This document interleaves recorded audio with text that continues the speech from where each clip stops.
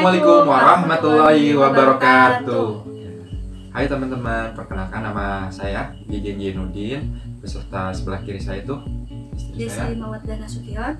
Kali ini kita merupakan vlog pertama bareng ya. Vlog pertama bareng sama suami. Kenapa sih pengen vlog kayak gini? Awalnya gimana sih? Awalnya karena banyak pertanyaan gimana? Dari WhatsApp, dari Instagram, dari Facebook.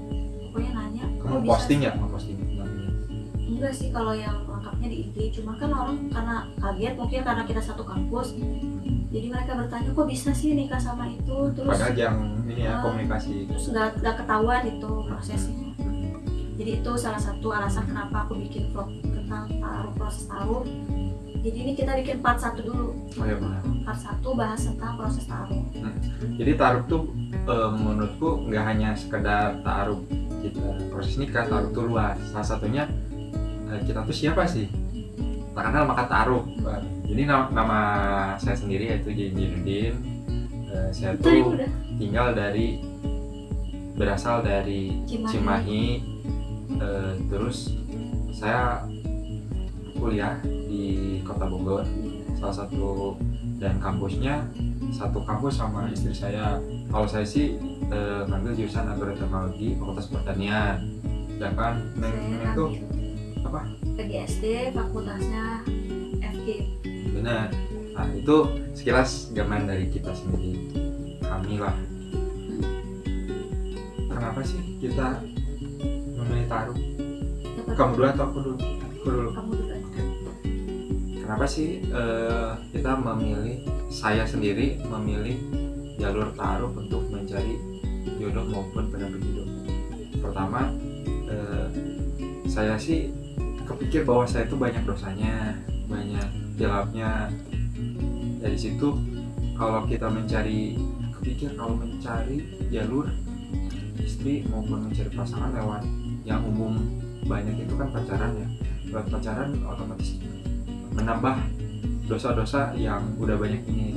Dari situ terutama pas posisi pertengahan 2020 saya tuh pengen nikah,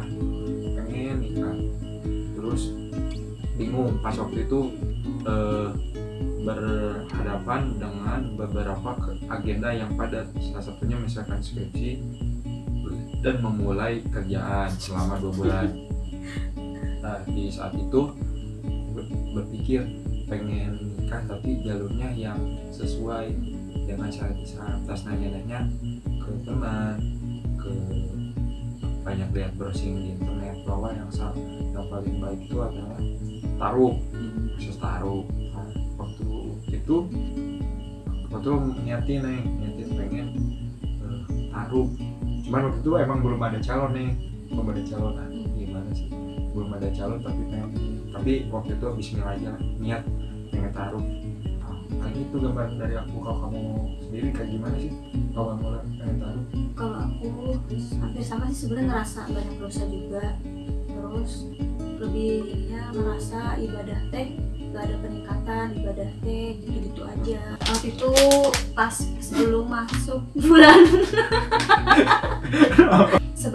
bulan puasa udah diniatin kayaknya udah siap nih jadi istri gitu, dan pokoknya pengen. Bulan puasa tahun berapa?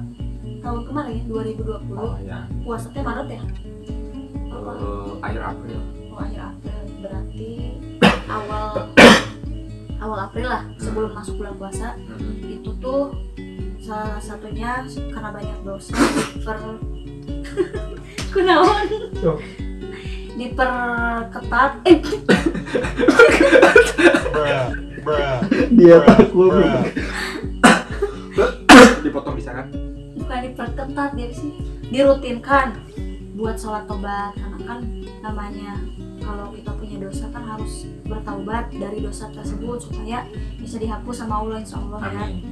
Nah terus diperbanyak juga sholat istikharah. Waktu itu kenapa sih? Aduh bisa kemana? Nah waktu itu sholat istikharah, sayang ke Allah, minta yang terbaik.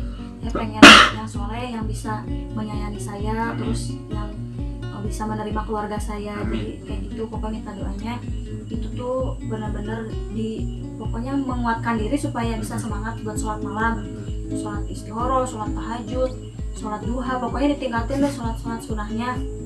Tapi semata-mata diniatkan buat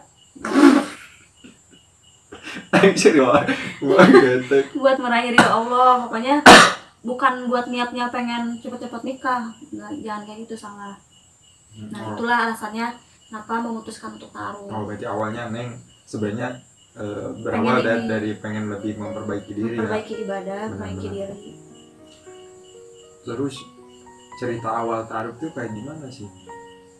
Itu soalnya kan melalui teman kamu ngechat ke aku, tapi kan aku nggak tahu alasan awalnya gimana kok bisa milih aku. Terus gimana lah, aku juga nggak paham kamu apa. Nggak pernah ngobrol kan, udah saling kenal. Nah terus selama di kampus tuh walaupun nggak deket tapi suka merhatiin aja. Kalau di kampus kan nggak terlalu aktif ya di organisasi, tapi ternyata itu tuh nggak aktif tuh karena sibuk kerja, pokoknya fokus buat kerja. Jadi kan dari situ udah ada gambaran, oh kalau dia tuh kayaknya bertanggung jawab sama pekerja keras banget gitu. Sama kata yang teman aku yang satu kosan sama Adijen, kalau ada pengajian kadang suka sering ikut, terus suka ngisi ya, pernah nggak? Iya pernah ngisi juga. Jadinya insya Allah pemahaman agamanya lumayan kata temanku gitu. Nah dari situ merasa yakin aja, terus didoakan, diistighorokan, karena kan namanya jodoh itu kalau prosesnya dimudahkan insya Allah bisa berjodoh. Jadi tergantung jalannya gimana nanti, pokoknya terus pasrahkan sama Allah aja. Terus setelah itu tuh gimana sih toh bisa lewat teman kamu kayak gimana sih? Nah itu iya kan, itu yang aku tanya. Terus aku langsung nyuruh dia ini kan cari nomor AJJ, terus dia langsung WA Bu Haji tuh yang punya kosannya, langsung dikirim. Terus dia bilang ini ada nih nomornya. Terus aku langsung bilang gini ke si itu teman aku, coba dong tanyain udah punya calon belum. Terus dia langsung gercep tuh jawabnya, belum Cina, pokoknya pesan dari kamu tuh sama dia diteruskan. Terus ya udah bilangin mau gak kau taruhan sama aku, kataku gitu. Ya dari itu tuh emang awal ceritanya kayak itu lewat pesan dari teman kamu, teman aku juga sih. Itu emang teman kamu tuh emang satu kosan waktu dulu sebelum aku pindah ke kosan yang lain gitu. Awalnya tuh kayak gitu kan, pas waktu itu sempat kontaknya hilang ya karena HP aku hilang. Pas waktu itu pas ada masuk pesan, pas dilihat oh ini kayak nomornya belum tersimpan di HP gitu kan. Terus dilihat kenal, oh ini teman aku. Terus dia nanyain biasalah, nanyain kabar gimana sehat ya. Pas setelah itu baru nanyain karena serius, Jen kamu udah punya ini kan, udah punya calon apa? Aku nanya gitu, calon buat nikah. Kalau itu kan kaget, tapi emang mungkin itu salah satu jawaban pas waktu aku ngertiin. Itu mungkin salah satu jawabannya.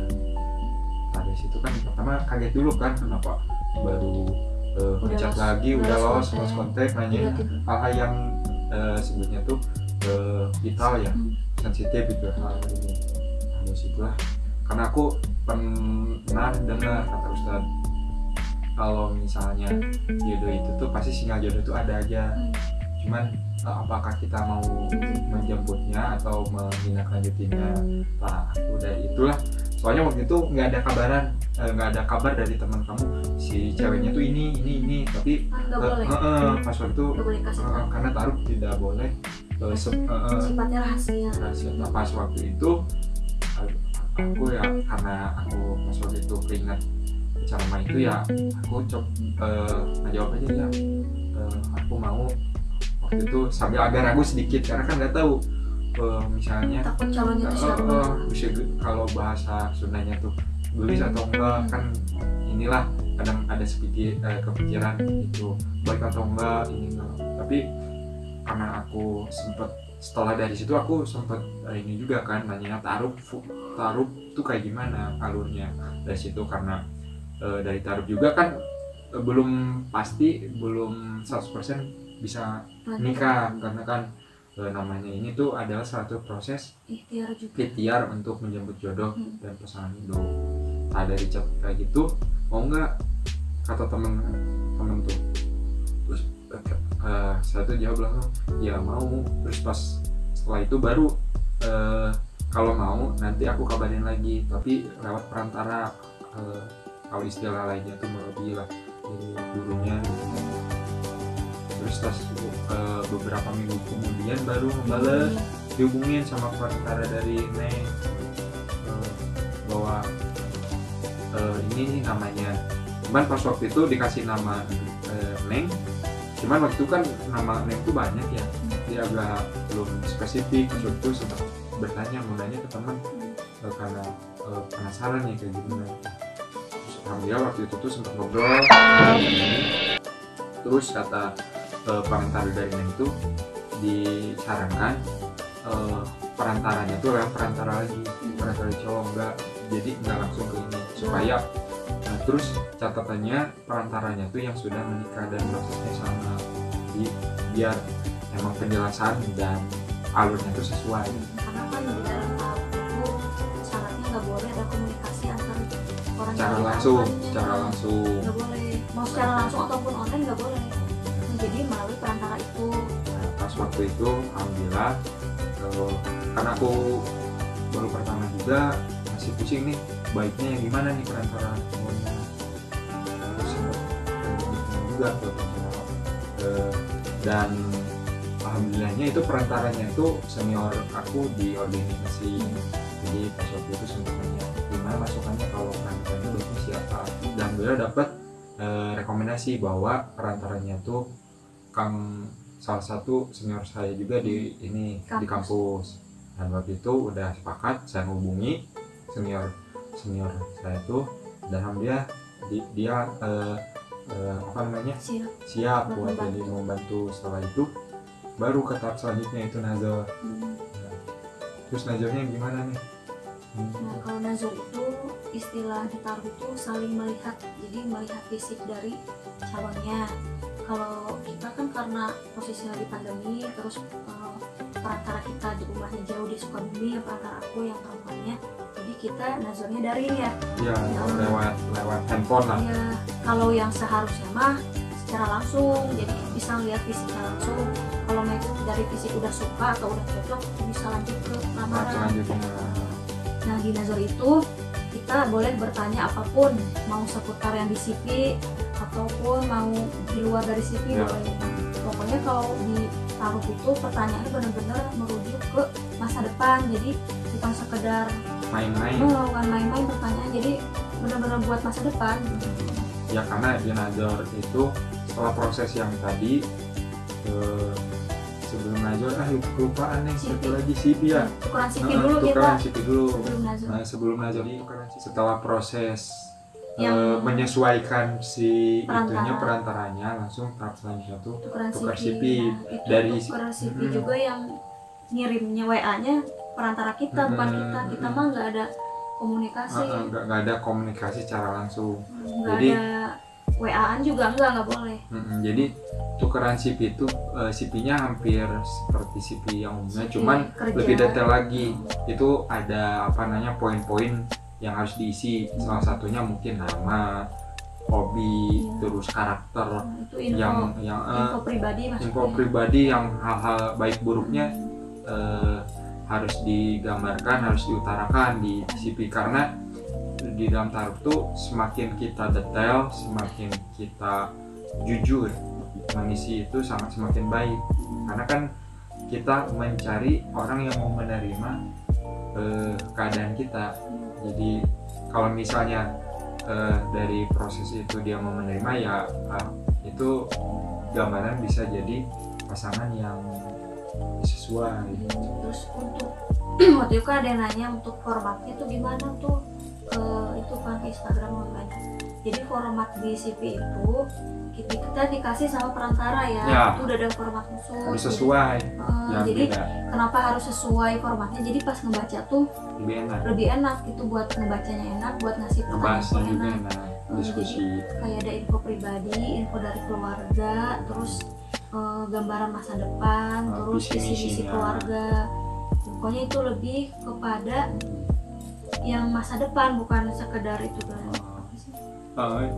Jadi bukan hanya sekedar Ini kayak biodata doang, biodata. kayak biodata kerja, nggak cuma itu aja. Nah, setelah proses tukar CV kan Baru di situ kita tuh bisa mengetahui namanya, tinggalnya Iya. di mana. Ada gambaran lah, sedikit Iya. gambaran sifat dari calon kita tuh kayak gimana.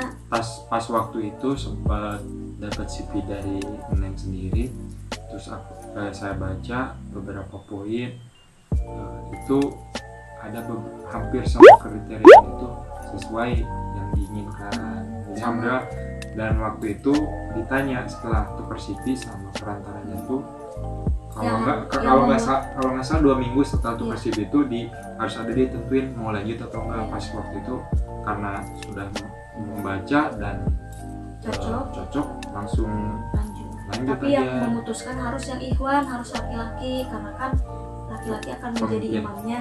Jadi yang harus memutuskan laki-laki, nggak bisa perempuan doang yang memutuskan. Terus alhamdulillah setelah memutuskan lanjut dan ditunggu kabarnya, pas itu alhamdulillah lanjut juga dari Neng kan. Terus langsung masuk ke yang tadi Nazor. Nazor gambarnya kayak gitu, online-nya. Terus setelah pas Nazor tuh ada ini nggak, ada hal yang penting nggak menurut Neng atau? Kalau Nazor sih hampir sama kayak tukar CV, cuman di Nazor itu lebih jelas aja karena kan dia ngejawab langsung ya, secara langsung.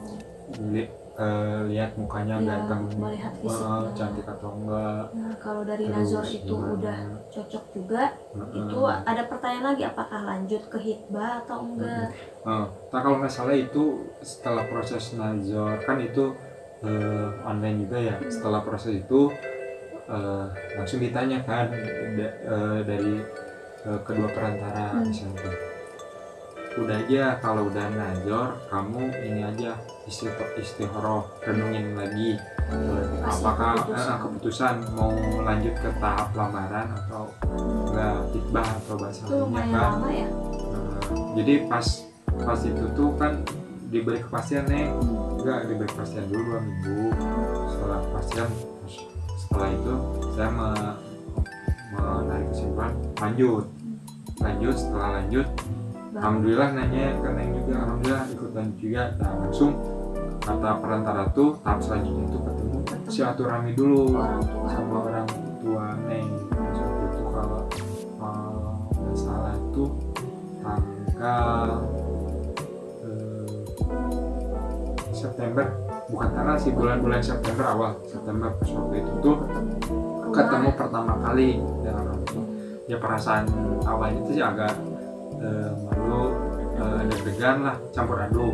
Pokoknya kelihatan dari ucapannya sangat deg-degan. Ya mungkin. Terus ini kata yang perantara aku, kalau pertemuan itu akunya nggak boleh berhadapan sama AA waktu jadi itu. Iwan awatnya tuh jadi posisi duduknya juga harus diatur, mau dia nunggu di kamar, kalau misalnya kamarnya kedengaran dari kamar, jadi kalau nggak kedengaran bisa ikut gabung di ruang tamu, di forum, tapi posisinya nggak boleh berhadapan langsung sama calon yang ta'arufannya, karena kan dikhawatirkan ada syahwat yang namanya juga kan, misalnya takut lirik-lirik atau apa kan nggak boleh. Nah, pas waktu itu tuh bertemu pertama kali dengan orang tua Neng dan ada beberapa pertanyaan dan diskusi di situ. Salah satunya menanyakan nama, tinggal di mana, kerja di mana, hal yang wajar. Nah, terus pas waktu itu sempat itu doang, silaturahmi belum. Silaturahmi karena memang lebih baik sih supaya kita lebih enak, lebih tahu, lebih lanjut mengenai calon dan keluarganya, lebih enak silaturahmi pertama. Karena kan waktu itu saya